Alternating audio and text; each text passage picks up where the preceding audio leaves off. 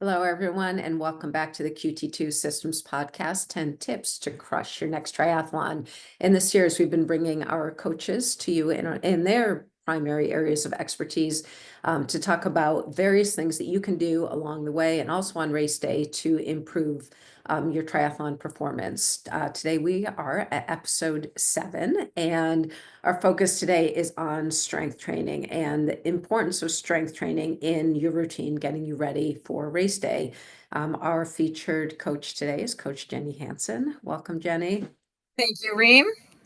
It's great to have you here. So for those of you who don't know Jennie yet, Jennie is a recently retired professional triathlete. She's a physical therapist and she is a coach. And so she has experienced the injuries from every possible aspect of performance, from every possible aspect. So I can't think of anyone who's better suited to talk about this subject. Thank you, Reem. All right. So I'm just going to start out right off the bat. Why strength training? Why is this so important? I think for triathletes, kind of, if we look at why to strength train, I think most people kind of fall into a bucket of wanting to both prevent injury and then wanting to improve performance. So there's aspects of strength training that can help triathletes in both of those areas. So when it comes to injury prevention, I think, everyone kind of wants like a perfect program or, do these exercises and you'll be fine.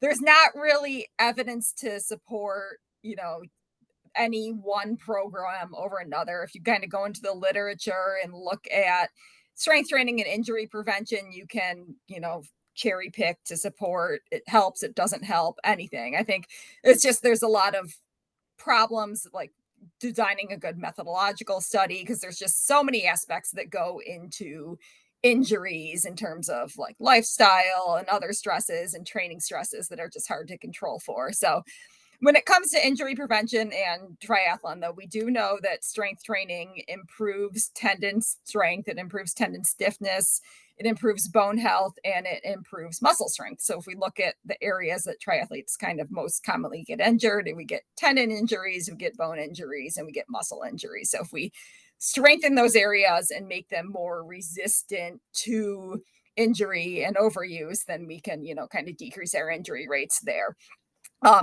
And when it comes to performance enhancement, there's very good evidence that strength training can improve running economy. So running economy is just the amount of oxygen we use at any given running speed. So a more economical runner will just be using less energy at any running speed than a less economical runner. So we can improve performance there. There's some evidence that strength training can improve like kind of our top end speed, our top end bike power, that kind of stuff. And also just from a standpoint of an aging athlete, I think we all know that, everyone loses muscle mass and muscle strength with age, kind of starting in our 30s. So strength training is really our best weapon against kind of that muscle loss that just occurs naturally with age, and it becomes more and more important the older we get, especially, and even from just like a day-to-day life perspective and longevity in general. And I think, kind of one of the main things that masters athletes actually selectively lose calf strength, which is one of the big things that kind of results in run performance decrements. So that's another area that can really be addressed with strength training. Okay. Yeah, I mean, those are a lot of good reasons because ultimately, to be able to have a good race, you need to be able to get to the starting line. Yes, So you need to yes. not be injured. You need to be able Exactly. to get through your, through your workouts and stuff. But still with all of that, I mean, it is like inherently it makes sense that you need to be strong to support Yes. triathlon. I Yep. mean, it's logical. It's not like that seems counterintuitive in any way, but I find that as a coach, it's the workout that's missed most frequently because we're like, okay, I only have a certain amount of time and I need to swim and I need to bike today. So where am I going to fit my strength in? How do I fit those workouts in? So what's your thought on that?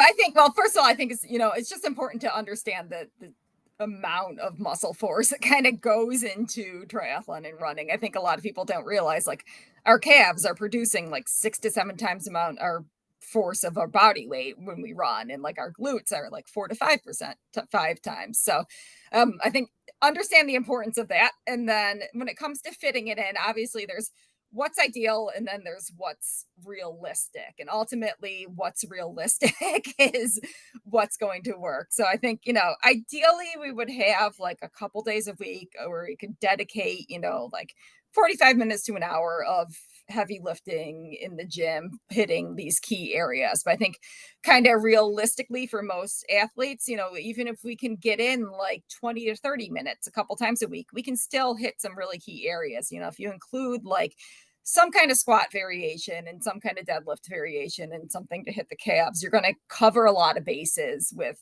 not a lot of exercises. So I think, if we just pick a few key exercises that people can perform, with a couple dumbbells or kettlebells or something at home, it's a really easy, you can get in something decent in like 15 to 20 minutes. Okay.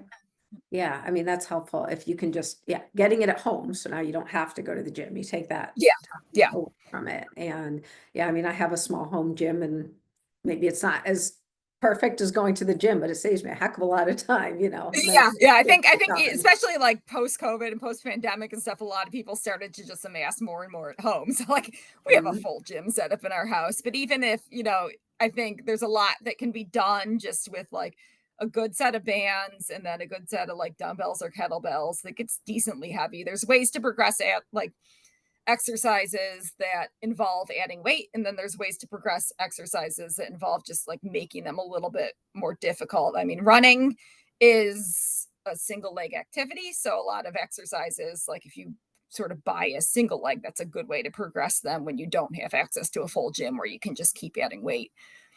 Yeah.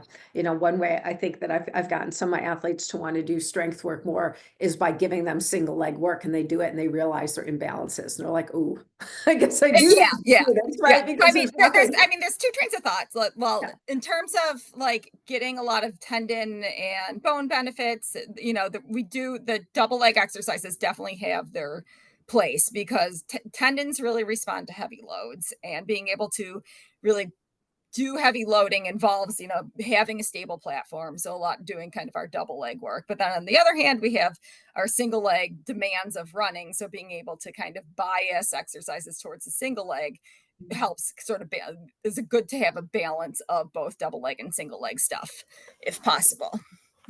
And that is just in terms of, I mean, the term like functional strength gets put, thrown out there a lot, but just more, there's, I guess there's a difference between showing up to CrossFit and doing exercises that are maybe more related to running, right? Or is it not? Or is it just do what you can? Or I mean, what are your thoughts on that? I think the important thing is to work the muscle groups that are involved in running in ranges of motion that are relevant to running and cycling.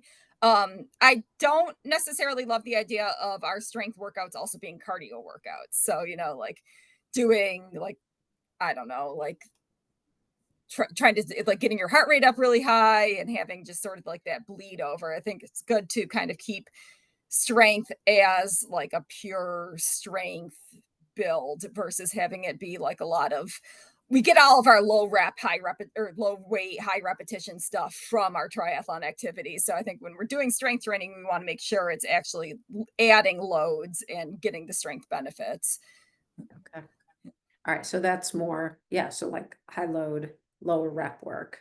Yeah, yeah, if possible. I mean, again, it goes back to what people have access to. So Right. it's not always possible to progress that way. Sometimes you have to get creative and progress either the difficulty of the exercise or progress repetitions. And what about the option of like using something like yoga as strength training? I mean, yoga it's not going to give necessarily like the benefits of strength training, like our improved tendon health or improved bone health, that kind of stuff. But it's great for mobility. It's great for, moving the body through different ranges of motion. I think a lot of athletes, it just feels good for them too after, we're sitting at jobs and then we're like cramped on the bike and everything's, so it's good at just kind of like moving into different positions and getting the mobility in there. Okay.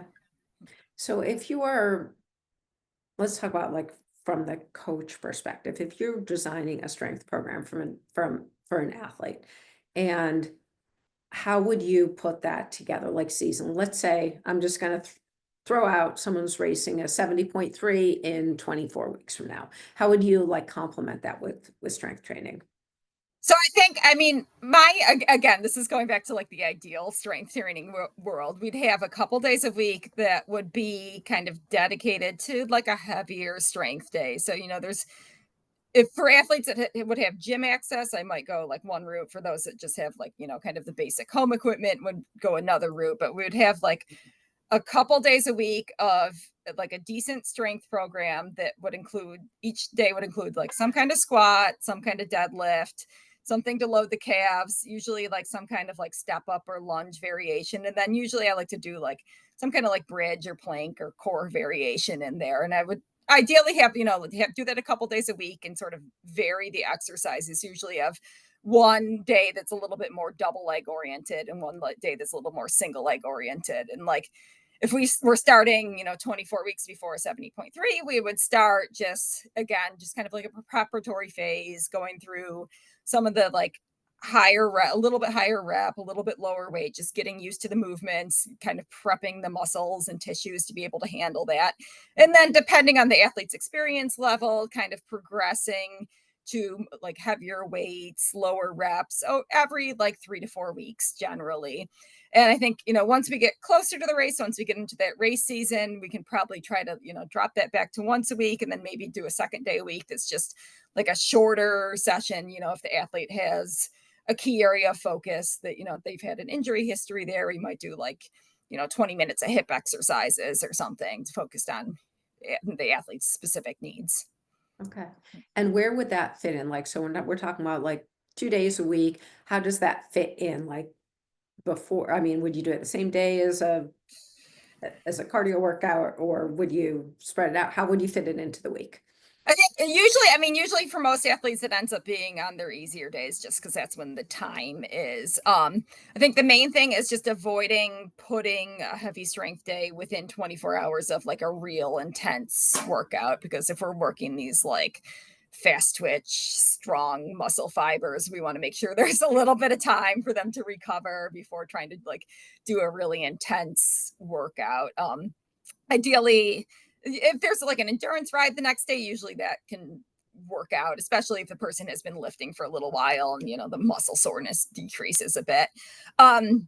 For athletes, if we're trying to target like bone loading, I'd like to have the strength workouts not be on a run day, because actually bones will sort of like saturate their signal pretty quickly. And if we're trying to get a stimulus in the bone and the person has just run, we won't get that stimulus unless there's like 4 to 6 hours between the run and the strength workout. So that's just one of those like kind of considerations to keep in mind. Okay. Yeah. And a little related to that, I mean, people, the long asked question, if I have to strength train and I have an aerobic workout on the same day, which one should I do first? I mean, I usually would do the aerobic workout first and then the strength workout, but I think there's you can do it either way. It depends on how it works out for you. I mean, I think some people, they have 30 minutes to go to the gym and get in a strength workout before work and then more time after work. That's fine. Okay. So if they're split like that, and I mean, but do you ever use like strength workout as a warm up for? I think, yeah, I mean, that would be more of like kind of like a mobility kind of pre-activation thing. You could serves well as a warm-up for aerobic activity. Their muscles after they've been contracted will kind of have more of they'll warm up more quickly, they'll contract stronger, you'll get that like just neuromuscular activation signal. So I think, if we're doing like a lighter, if we just want to do some like band work on the hips or that kind of stuff, that can serve really well for a warm-up. Okay. So, and just, do you have any recommendations for people sort of like practically now how they put this all, put it All all together. right? I mean, if they have a coach, that's great, and the coach can do it for them. But if they're trying to do it on their own, I mean, you've talked about doing a deadlift variation, doing a squat variation, something to activate your calves, some planks. I mean, are there like libraries people can pull from or anything you'd suggest looking at? Yeah, I mean, there's a million things you can pull from online. It's, what sources are good versus what are not good. Who really knows? Yeah, that's hard because there's a lot of like individual nuances that go into it, especially if you're trying to look at somebody that's, 30 years old and just wants to improve performance. It would be different from somebody that's like 55 and is coming off an Achilles injury versus, like a young female with a history of bone stress injury, probably Yeah. would approach that kind of stuff differently. But I think the main thing is just don't let perfect be the enemy of good. I think everyone, if you just Mhm. start with something that challenges you and that, you feel like you can't really lift much more, then, you're going to get a benefit. But Yeah. yeah, Yeah, no question. It was funny. I mean, years ago when I owned a fitness studio and I had someone come in who looked really fit, but she wasn't, she yeah, just, yeah, and she came in for a trial personal training session, which was 30 minutes long. And it was up on the second floor. And after she finished it, she literally had to crab walk her way down. I mean, on her back, like she couldn't walk down the stairs after 30 minutes. And she was in her 30s, I mean, yeah, and yeah, I'm like, if she comes back, yeah, like she's good. And I was so happy when she came back and went on to live, like actually like yeah, really yeah. improve so much over time. But sometimes that first, those first few, and you realize you're like, I'm so fit. How can I not do, these like Yeah, pretty yeah. I basic think strength somebody that work? like doesn't have any strength training experience, I mean, even if you get them for their first session, they just do like some body weight lunges and like a couple like deadlifts with dumbbells. And I mean, they're gonna be sore versus, somebody that played soccer in college and is 25 years old will have a different starting point. So, Yeah, and but that just made me think of something else, which is important of technique in strength yes, work. yes, yes. So how do you make sure that is right? Because I mean, I've seen some pretty ugly lunges, I mean, in terms of Yeah, that yeah. percent, I mean, it's hard when you're in remote settings. You can't necessarily see people. And I mean, I think people are going to move how they move. You can't necessarily snowball everyone into a perfect technique. And there's even different like variations in hip structure that will make some people's knees dive in. But I mean, the main thing is just making sure if somebody's in a remote setting, have clear instructions on, good videos for them to follow. And if there's questions, just have them send video, make sure there's nothing that's like glaringly obvious that they're going to hurt themselves. I think, there's a line between not perfect technique and this is going to be like loading your back in a way that's going to injure you. I think, right. yeah, yeah. So it's hard. It's hard to. It was much easier like in the PT clinic when I could see somebody and just kind of Mhm, like put a hand here and a hand there and just kind of guide mhm, them or show them in the mirror. mhm. Yeah, I mean, at least though, there are some really good resources out there, Yeah, videos. If you know what the exercise is, like I always try to include videos when I give people, but sometimes I'll give them an exercise and they go like, YouTube shopping, looking for, what yeah, yeah, yeah. I think but there are a lot out there. deadlift motion is it's tough at first, so a lot of times if somebody's never lifted before, I'll just start them with like a hinge with a dowel rod because it forces you to kind of get the motion down before Mhm. trying to add weight. So yeah, I mean that's kind of like the basic number one priority is making sure somebody's movement pattern is safe before Yeah. adding load. Yeah. And then if I mean, it's like with anything, if you keep doing reinforcing bad technique, it's just going to end up worse and Yeah, yeah, yeah, exactly, exactly. cause something. And I mean, something you talked about a little bit is that as we age, I mean, our bodies change, the muscles get tighter, range of motion decreases. Like, so, um, do you try to get people back to what they were once, or do you work within where they are now, or what's your kind of approach? I think, I mean, you start where somebody's at always, but I think, the importance of strength training, I think any like master's athlete will kind of tell you it gets more and more important with age.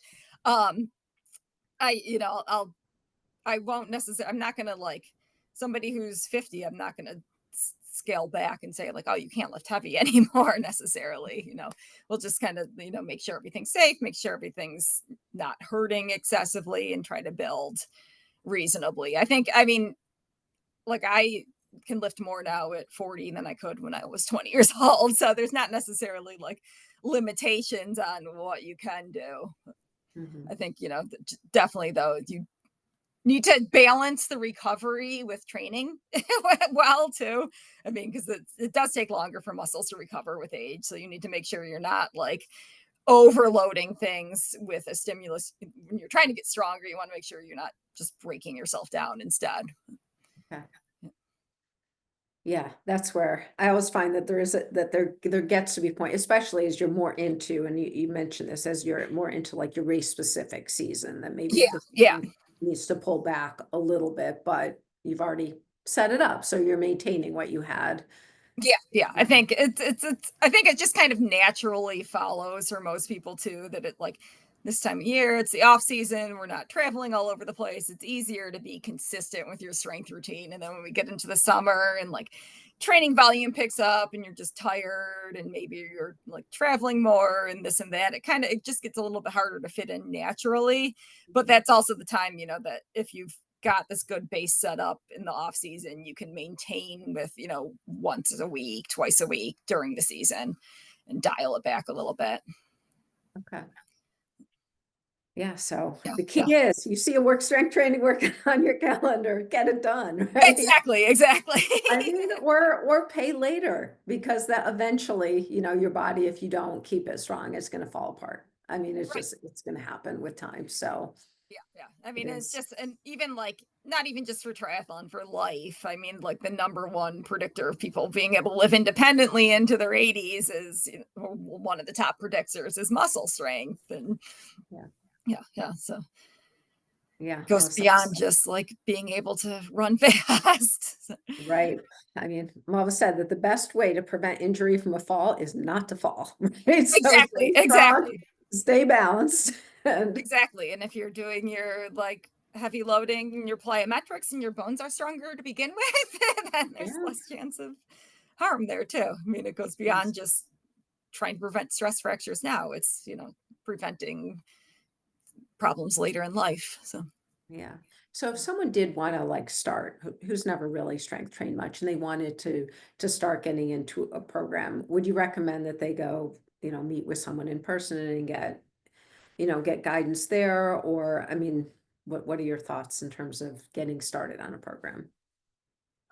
yeah, I mean, I think if you've never ever lifted before, if there's questions on technique, if there's questions on being able to do things correctly, it's definitely good to have that in-person guidance. There are some physical therapists that will kind of offer, like I used to do, just sort of like with runners, so I would sometimes have them come in and, we could do just like a general assessment and, so kind of see where are some areas that might be of concern to focus on. So I think if you've never done anything before, it's good to have that kind of in person from a trusted source evaluation, and, kind of make sure that, you can get these movement patterns down and be able to progress from there. Yeah. Yeah. I mean, a lot of time it's like, if you don't know what you're doing wrong, or you don't know how to tackle it, then you don't know how to fix it, to start with. So Yeah. It's amazing. I mean, even just like performing something simple like a squat, there's a lot of ways that I've, seen interesting variations of that. yeah, I always think it's like when I go and I'm looking at videos for people and I'm like trying to show them, whatever exercise, and you go and you look on YouTube and you're like, the same thing one person says is the way to do it is what someone else says the wrong way to do it. And just, Yeah. I mean, working you through definitely that. want somebody that knows biomechanics and knows what they're talking about too. And even like make sure too that they can take it with a grain of salt in terms of individual variations, kind of like I was saying before, with there's different ways the hip can be angled. So if trying to force everyone to squat with their knees perfectly straight, and somebody has like a variation that just causes their knees to internally rotate a little bit, like you try to force them into this perfect Mhm. alignment, that's, going to cause more problems too. So you want to make sure it's definitely like you have a trusted source kind of looking at you, rather than just listening to a random person on YouTube. Yeah. Yeah. Yeah, that's That's really good advice because it's so important to help you get where you want to go, and equally important to make sure that you're doing it right. So, Yeah.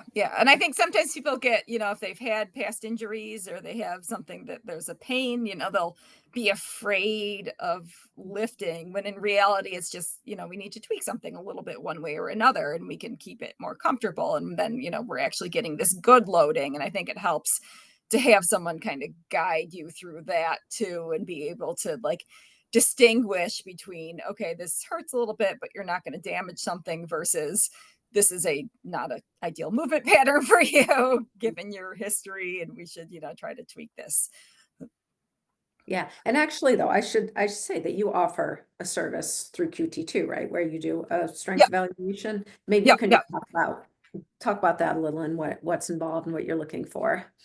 Yeah, so that, I mean, it's a remote service, although if someone's local, I can do it locally as well. But it just kind of involves looking through some kind of various movement patterns. So we'll look at mobility and strength kind of from foot all the way up through the kinetic chain. We'll look at things like ankle mobility and calf strength and, kind of hip mobility and hip strength and, kind of see if there's any kind of glaringly obvious areas that we need to address, kind of work at those little deficiencies and then develop a overall strength training program based on that. I think, kind of our basis of the pyramid is making sure we have enough mobility to move through swimming, biking, and running motions. Then we want to make sure we have the stability to be able to produce power. And then from there, kind of layer on top sort of the like more power producing motions. Okay. So once you've done all of that, then you can prescribe a strength. Yeah. So we would Yeah. start, if there's any mobility deficits, address those, and then later on, if we see like a little bit of weakness in the lateral hip, we would do some work on that, and then kind of work on the performance related stuff, which would be, more like our heavy lifting and that kind of stuff. Okay. Sounds like a great service. Awesome. Well, thank you, Jenny. I think you gave a lot of really good feedback, ideas for people in terms of how they're starting and strength train. Yes, exactly. Don't let it slip aside. Skip that recovery ride instead. Or the swim. I'm always for skipping the swim. There you go. All right. Thank you, Jenny. Thanks, Reem.